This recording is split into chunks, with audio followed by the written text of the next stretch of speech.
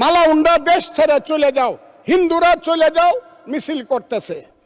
তাদের পোশাকটা দেখলেই বুঝি আমি তারা কারা। 14 পুরুষ আগে তো এদেরই দেশ ছিল। এটা 1204 খ্রিস্টাব্দের আগে এইখানে হিন্দু এবং বৌদ্ধদের দেশ ছিল। এমন বাড়ছে যে তারা পৃথিবীর কোনো সভ্যতা সংস্কৃতি কোনো কিছু শুনতে চায় না, কোনো কথা শুনতে চায় না।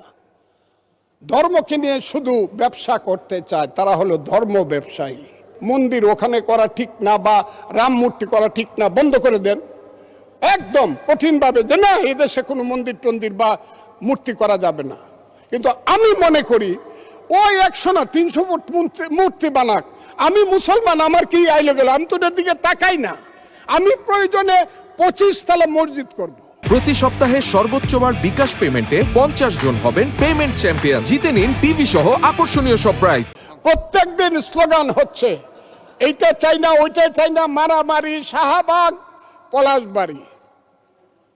সেই পলাশবাড়িতে দেখা যাচ্ছে 81 ফুট রাম মন্দির হচ্ছে, আর প্রত্যেক দিন মিছিল হচ্ছে। রাম মন্দির চাই না, মালাউন্ডা দেশ ছেড়ে চলে যাও, হিন্দুরা চলে যাও মিছিল করতেছে। তাদের পোশাকটা দেখলেই বুঝি আমি তারা কারা। সেই পোশাকি লোকজনের সংখ্যা এখন বেড়ে গেছে। এমন বাড়ছে যে তারা পৃথিবীর কোনো সভ্যতা সংস্কৃতি কোনো কিছু শুনতে চায় না, কোনো কথা শুনতে চায় না। ধর্মকে নিয়ে শুধু ব্যবসা করতে চায়। তারা হলো ধর্ম ব্যবসায়ী। সেই সব লোকজন আজকে ওখানে যাচ্ছে, মারামারি করছে। আমি সরকারকে বলবো, স্বরাষ্ট্রমন্ত্রী আছেন, যদি মনে করেন মন্দির ওখানে করা ঠিক না, বা রাম মূর্তি করা ঠিক না, বন্ধ করে দেন একদম কঠিনভাবে, যে না এই দেশে কোনো মন্দির টন্দির বা মূর্তি করা যাবে না। কিন্তু আমি মনে করি ওই 100 না 300 ফুট মূর্তি বানাক, আমি মুসলমান, আমার কি আইলো গেল, আমি তো ওটার দিকে তাকাই না। আমি প্রয়োজনে 25 তলা মসজিদ করব, অসুবিধা কি? ওর মন্দিরে নামাজ করবে, পূজা করবে, আমি আমার মসজিদে নামাজ পড়বো, অসুবিধা কি? একসাথে কি আমরা থাকবো না?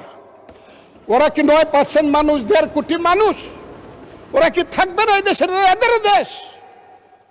14 পুরুষ আগে তো এদেরই দেশ ছিল। এটা 1204 খ্রিস্টাব্দের আগে এইখানে হিন্দু এবং বৌদ্ধদের দেশ ছিল। আমরা তো এইখানে কিভাবে আসছি?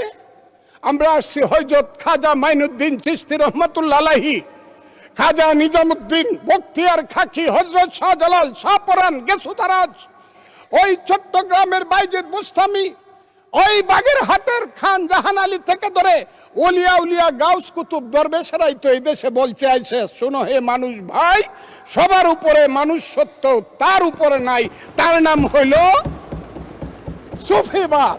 সেই সুফিবাদকে তো তারা মানে না। তারা তো মাজার ভাঙ্গে ফেলতে চায়, তারা তো আগুন দিয়া পুড়ে দিতে চায়। মৌলানা মৌলভী সাহেবদেরকে আমি শ্রদ্ধা করি, কিন্তু পীর সাহেবদের দোষটা কি? যে কুষ্টিয়াতে কুপায়ে মারলেন কেন? ফরিদপুরে আগুন জ্বালায় মারলেন কেন? শাহজালালের মাজার ভাঙ্গার জন্য আমার এক ভাই 4 কোটি টাকা ঘোষণা করে কেন? এখানে মাজার থাকবে, আপনি যদি মাজারে ইচ্ছা হয় যাবেন, যাবেন না। আপনি আহলে হাদিস করবেন, করেন।